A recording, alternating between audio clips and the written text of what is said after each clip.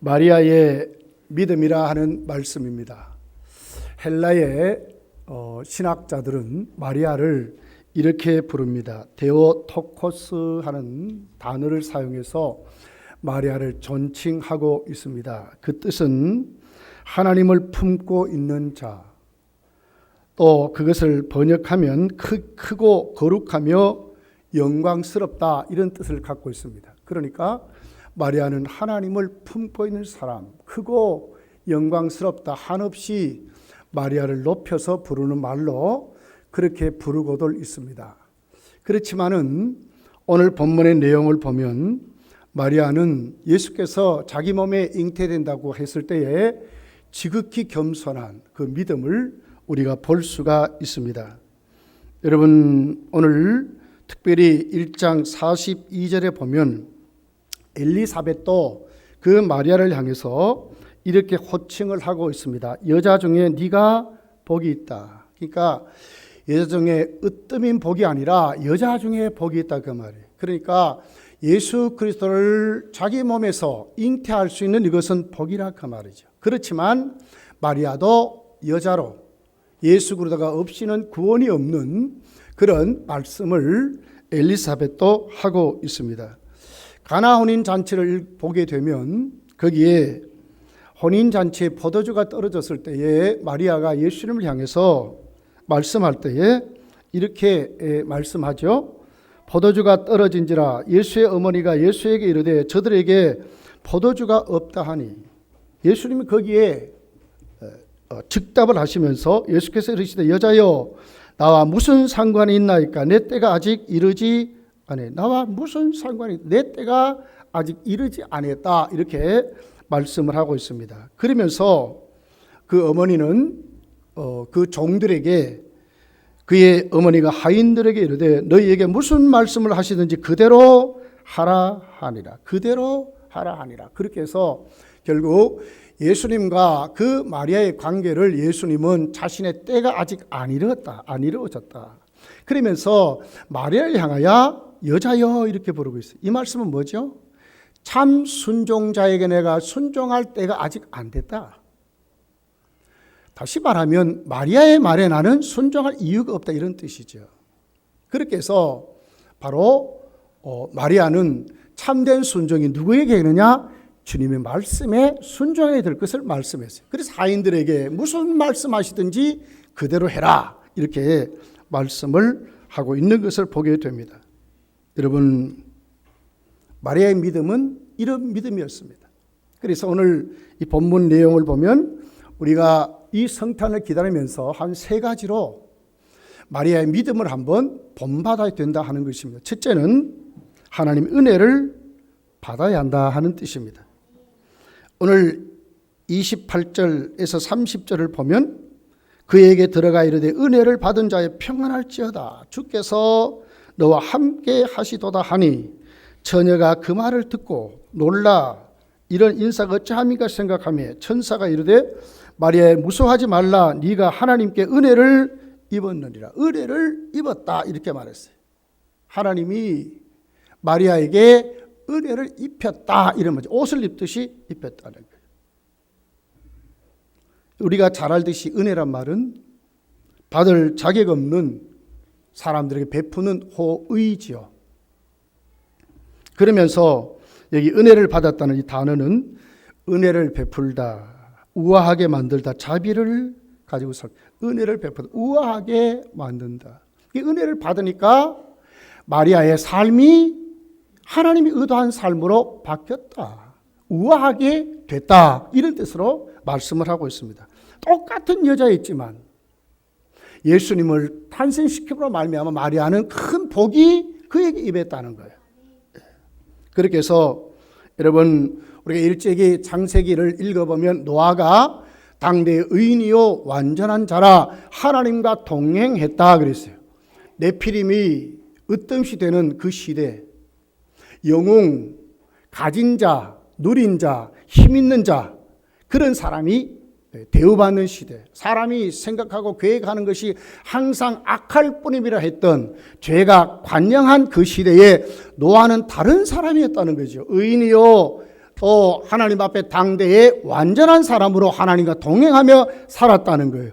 어떻게 그럴 수 있었을까? 8절에 가서 보면 하나님이 은혜를 입었다 그랬어요.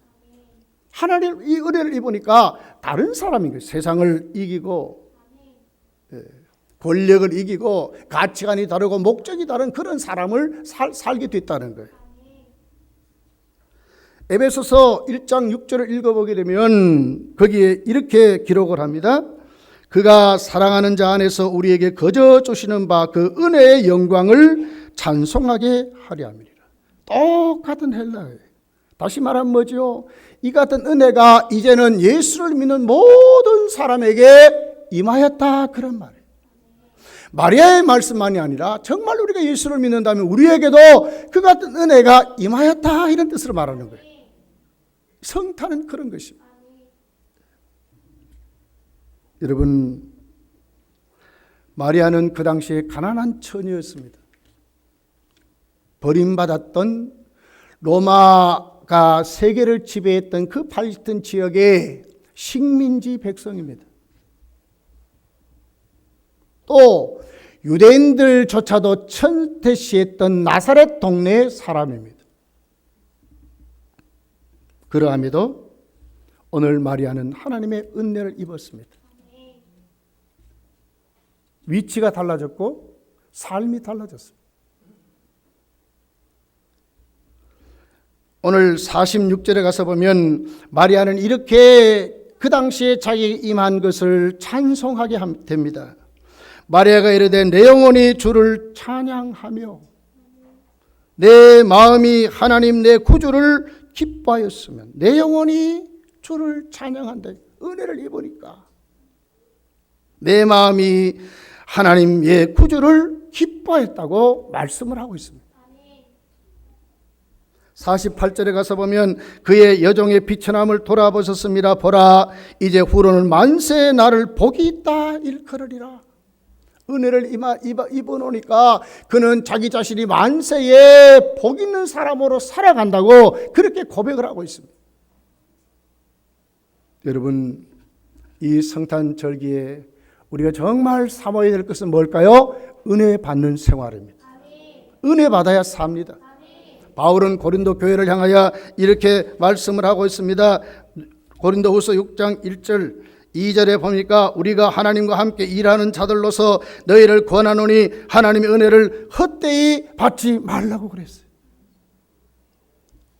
2절에 보니까 이르시되 내가 은혜 받을 때에 너희에게 듣고 구원의 날에 너를 도왔다 했으니 보라 지금은 은혜 받을 만한 때요 보라 지금은 구원의 날이라고 그렇게 기록을 하고 있어요. 은혜를 삼하고 살아야 합니다. 은혜를 입어야 합니다. 하나님 주신 은혜를 내가 오늘 또 덧입을 때에 믿음으로 아멘하고 받아들일 때에 마리아와 같은 복이 오늘 우리에게 임한다 그런 말. 이 성탄절기 여러분 모두에게 이 같은 복이 임하시기를 예수 축복합니다.